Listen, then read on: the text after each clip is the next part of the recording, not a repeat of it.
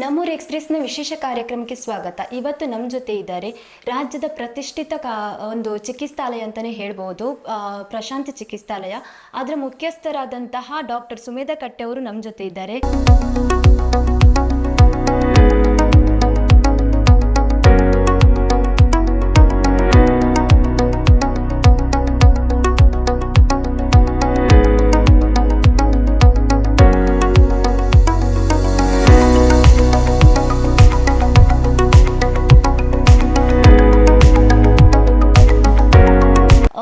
ಪ್ರಶಾಂತಿ ಚಿಕಿತ್ಸಾಲಯದ ಬಗ್ಗೆ ಒಂದಷ್ಟು ಮಾಹಿತಿ ನಮಗೆ ಸಿಗ್ಬೋದಾ ಸರ್? ನಮಸ್ಕಾರ, ನಾನು ಡಾಕ್ಟರ್ ಸುಮೇಧಾ ಕಟ್ಟೆ, ಪ್ರಶಾಂತಿ ಚಿಕಿತ್ಸಾಲಯ, ತೀರ್ಥಹಳ್ಳಿ. ನಾವು ಮೂಲತಃ ತೀರ್ಥಹಳ್ಳಿ ಅವರೇ. ನಮ್ಮ ಆಯುರ್ವೇದಿಕ್ ಮೆಡಿಕಲ್ ಎಜುಕೇಷನನ್ನು ಪ್ರತಿಷ್ಠಿತ ಆಯುರ್ವೇದ ಕಾಲೇಜು ಅಂದರೆ ಧರ್ಮಸ್ಥಳದವರ SDM ಕಾಲೇಜಿನಲ್ಲಿ ಅಭ್ಯಾಸ ಮಾಡಿ ನಂತರ MDಯನ್ನು ಬೆಂಗಳೂರಿನಲ್ಲಿ ಮುಗಿಸಿ ಬೆಂಗಳೂರಿನಲ್ಲೇ ಪ್ರಾಕ್ಟೀಸನ್ನು ಮಾಡಿ ನಂತರದಲ್ಲಿ ನಮ್ಮೂರಿನ ಹಳ್ಳಿಯ ಜನರಿಗೆ ಅನುಕೂಲವಾಗಬೇಕು, ನಮ್ಮ ಸೇವೆ ದೊರಕಬೇಕು ಅಂದ್ಬಿಟ್ಟು ನಾವು ತೀರ್ಥಹಳ್ಳಿಯಲ್ಲಿ ಪ್ರಶಾಂತಿ ಚಿಕಿತ್ಸಾಲಯ ಎಂಬ ಆಯುರ್ವೇದ ಸಂಸ್ಥೆಯನ್ನು ಹುಟ್ಟುಹಾಕಿ ಇವಾಗ ಜನರಿಗೆ ಈ ಮೂಲಕ ಶುದ್ಧ ಆಯುರ್ವೇದ ಚಿಕಿತ್ಸೆಯನ್ನು ನಮ್ಮ ಮಲೆನಾಡು ಜನರಿಗೆ ನೀಡ್ತಾ ಇದ್ದೇವೆ. ಮತ್ತು ಬೆಂಗಳೂರಿನಲ್ಲೂ ಕೂಡ ಒಂದು ವಿಭಾಗವನ್ನು ತೆರೆದಿದ್ದೇವೆ, ಅಲ್ಲೂ ಕೂಡ ನಮ್ಮ ಸೇವೆಯನ್ನು ನೀಡ್ತಾ ಬಂದಿದ್ದೇವೆ. ಪ್ರಶಾಂತಿ ಚಿಕಿತ್ಸಾಲಯದಲ್ಲಿ ನಾವು ಮುಖ್ಯವಾಗಿ ಶುದ್ಧ ಆಯುರ್ವೇದ ಚಿಕಿತ್ಸೆಯನ್ನು ಮಾತ್ರ ನೀಡ್ತಾ ಬಂದಿದ್ದೇವೆ. ಯಾವುದೇ ತರಹದ ಬೇರೆ ಸಿಸ್ಟಮ್ನ ಆಲೋಪತಿ ಔಷಧಗಳನ್ನು ನೀಡದೆ ಬರೀ ಆಯುರ್ವೇದ ಚಿಕಿತ್ಸೆಯನ್ನು ನೀಡ್ತೇವೆ.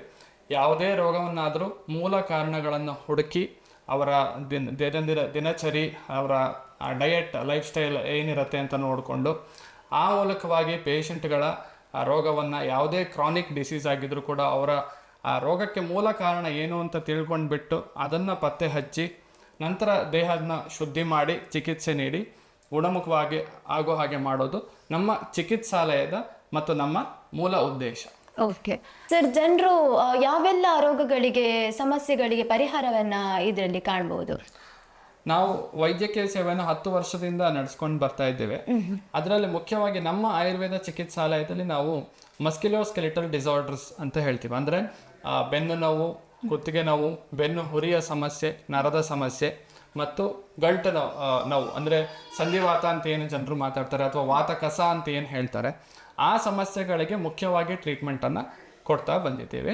ಯಶಸ್ವಿ ಆಯುರ್ವೇದ ಚಿಕಿತ್ಸೆ, ಪರಿಣಾಮಕಾರಿ ಚಿಕಿತ್ಸೆ, ಯಾವುದೇ ಅಡ್ಡ ಪರಿಣಾಮ ಇಲ್ಲದೆ ಇರೋ ಒಂದು ಕಾಸ್ಟ್ ಎಫೆಕ್ಟಿವ್ ರೀಸನಬಲ್ ರೇಟಲ್ಲಿ ನಾವು ಚಿಕಿತ್ಸೆಯನ್ನು ನೀಡ್ತಾ ಇದ್ದೇವೆ. ಎಲ್ರಿಗಿಂತ ವಿಭಿನ್ನವಾಗಿ ಏನಾದರೂ ಇಲ್ಲಿ ಕಾಣ್ಬೋದಾ ನಾವು?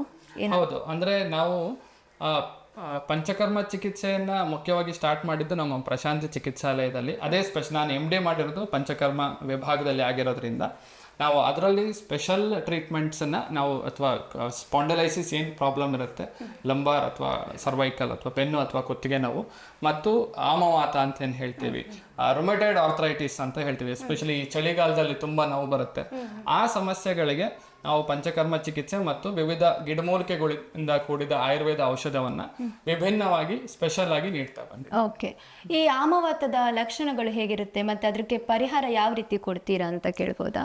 ಹೌದು, ಆಮವಾತ ಅಥವಾ ನಂಜಿನವಾತ ಅಂತ ಏನು ಹೇಳ್ತೀವಿ, ಇದಕ್ಕೆ ಮೂಲತಃ ಏನು ಅಂತ ಹೇಳಿದ್ರೆ ದೇಹದಲ್ಲಿ ನಂಜು ಅಥವಾ ಆಮ ಅಂತ ಏನು ಹೇಳ್ತೀವಿ, ಕೆಲವರಿಗೆ ದೇಹದಲ್ಲಿ ಹೆಚ್ಚು ಉತ್ಪತ್ತಿ ಆಗ್ತಾ ಇರುತ್ತೆ, ಇನ್ನು ಕೆಲವರಿಗೆ ದೇಹದಲ್ಲಿ ತಿನ್ನುವ ಆಹಾರದಿಂದ ಬರ್ತಾ ಇರುತ್ತೆ.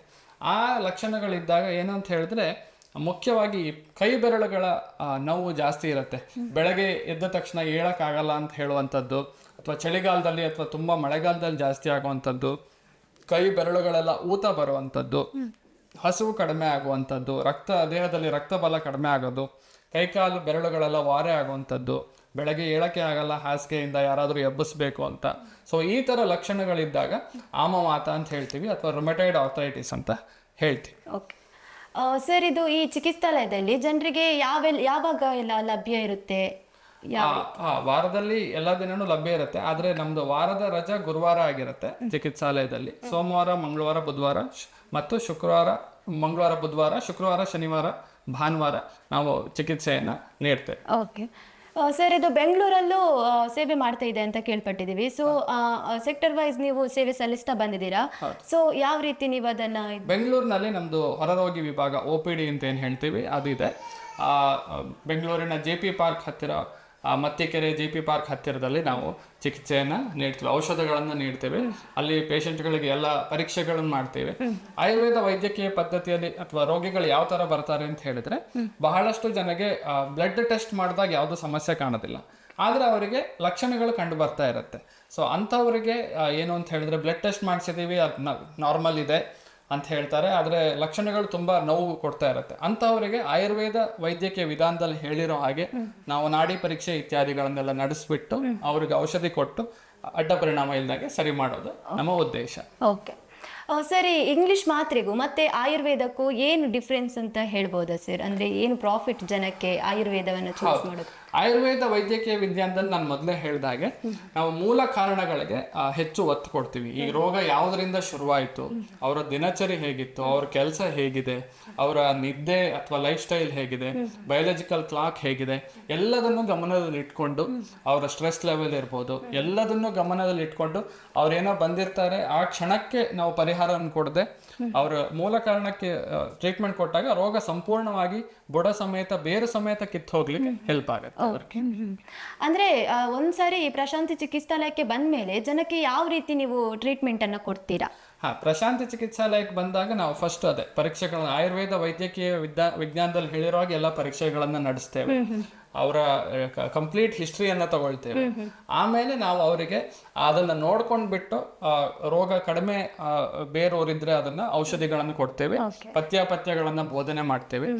ಅಥವಾ ತುಂಬಾ ಅವರಿಗೆ ಸಮಸ್ಯೆ ತುಂಬಾ ಇದೆ ಅಂತ ಅನ್ಸಿದ್ರೆ ಅವರಿಗೆ ಪಂಚಕರ್ಮ ಚಿಕಿತ್ಸೆಯನ್ನ ನೀಡ್ತೇವೆ. ದೇಹ ಶುದ್ಧಿ ಮಾಡ್ತೇವೆ, ಅಂದ್ರೆ ಡಿಟಾಕ್ಸಿಫಿಕೇಶನ್ ಅಂತ ಏನ್ ಹೇಳ್ತೇವೆ ಅದು ಮಾಡ್ತೇವೆ. ಅದರಿಂದ ಅವರಿಗೆ ಆರಾಮ. ಓಕೆ, ಯಾವೆಲ್ಲ ಸಮಸ್ಯೆಗಳಿಗೆ ನಿಮ್ಮಲ್ಲಿ ಚಿಕಿತ್ಸೆ ದೊರೆಯುತ್ತದೆ ಸರ್?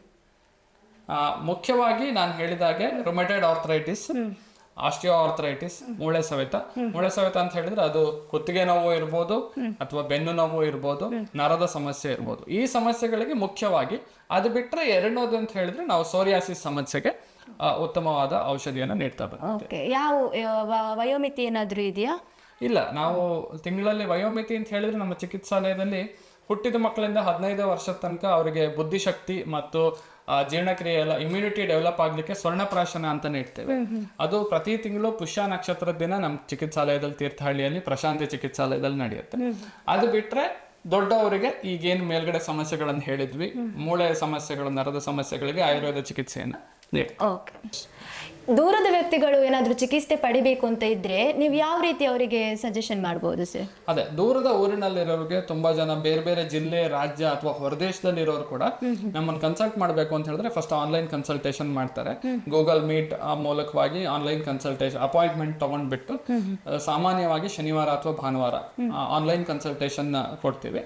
ಸೊ ಆ ಮೂಲಕವಾಗಿ ಅವರಿಗೆ ಎಲ್ಲ ಡೀಟೇಲ್ಸ್ ಅನ್ನು ತಿಳಿಸ್ಬಿಟ್ಟು ಅವ್ರ ರೋಗದ ಬಗ್ಗೆ ಪಥ್ಯಗಳನ್ನು ತಿಳಿಸ್ಬಿಟ್ಟು ಆಮೇಲೆ ಔಷಧಿಗಳನ್ನು ಕಳಿಸುವಂಥದ್ದು ಇರ್ಬೋದು, ಅದು ಮಾಡ್ತೀವಿ. ಇಲ್ಲ ಅಂತ ಹೇಳಿದ್ರೆ ನಂತರದ ದಿನಗಳಲ್ಲಿ ಬಂದು ಭೇಟಿ ಮಾಡಿ ಸಂಪೂರ್ಣವಾಗಿ ಪರೀಕ್ಷೆ ಮಾಡಿ ಟ್ರೀಟ್ಮೆಂಟ್ ಅನ್ನು ಕೊಡ್ತೀವಿ.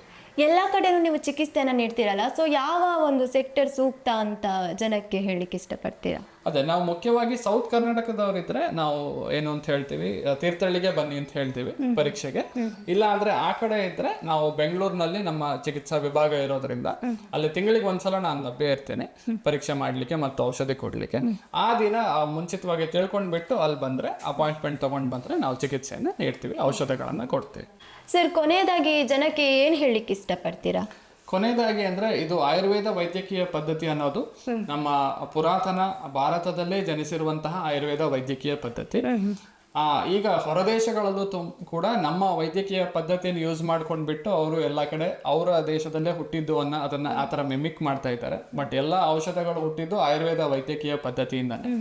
ಆಯುರ್ವೇದ ವೈದ್ಯಕೀಯ ಪದ್ಧತಿಯಲ್ಲಿ ಔಷಧಗಳ ಜೊತೆಗೆ ವೈದ್ಯಕೀಯ ಪದ್ಧತಿಯಲ್ಲಿ ಹೇಳಿರುವಂತಹ ಲೈಫ್ ಸ್ಟೈಲ್ ಅಂದ್ರೆ ಹೇಗೆ ಲೀಡ್ ಮಾಡಬೇಕು, ಒಬ್ಬ ಮನುಷ್ಯ ಬೆಳಗ್ಗೆಯಿಂದ ರಾತ್ರಿ ತನಕ ಹೇಗೆ ಜೀವನವನ್ನ ಲೀಡ್ ಮಾಡಬೇಕು, ಅಂದ್ರೆ ಔಷಧ ಅಂದ್ರೆ ಕಾಯಿಲೆ ಬರದೇ ಇರೋ ತರ ಹೇಗೆ ಜೀವನವನ್ನ ನಡೆಸಬೇಕು ಅಂತ ಆಯುರ್ವೇದ ವೈದ್ಯಕೀಯ ಪದ್ಧತಿಯಲ್ಲಿ ಹೇಳಿದೆ. ಅದನ್ನು ಮುಖ್ಯವಾಗಿ ಅಳವಡಿಸ್ಕೊಳ್ಬೇಕು. ನಂತರದಲ್ಲಿ ಔಷಧಗಳನ್ನ ಯಾವುದೇ ಅಡ್ಡ ಪರಿಣಾಮ ಇಲ್ಲದೆ ಆಯುರ್ವೇದ ಪದ್ಧತಿಯನ್ನ ತಗೊಂಡ್ರೆ ತುಂಬಾ ಒಳ್ಳೆಯದು. ಈ ಥರದಲ್ಲಿ ಸ್ವಸ್ಥಸ್ಯ ಸ್ವಾಸ್ಥ್ಯ ರಕ್ಷಣಂ ಆತುರಸ್ಯ ವಿಕಾರ ಪ್ರಶಮನಂ ಅಂತ ಆಯುರ್ವೇದ ವೈದ್ಯಕೀಯ ಪದ್ಧತಿಯಲ್ಲಿ ಹೇಳಿದಾಗೆ ಎಲ್ಲರೂ ಕೂಡ ಜೀವನವನ್ನು ನಡೆಸಬೇಕು. ಓಕೆ ಸರ್, ಧನ್ಯವಾದಗಳು.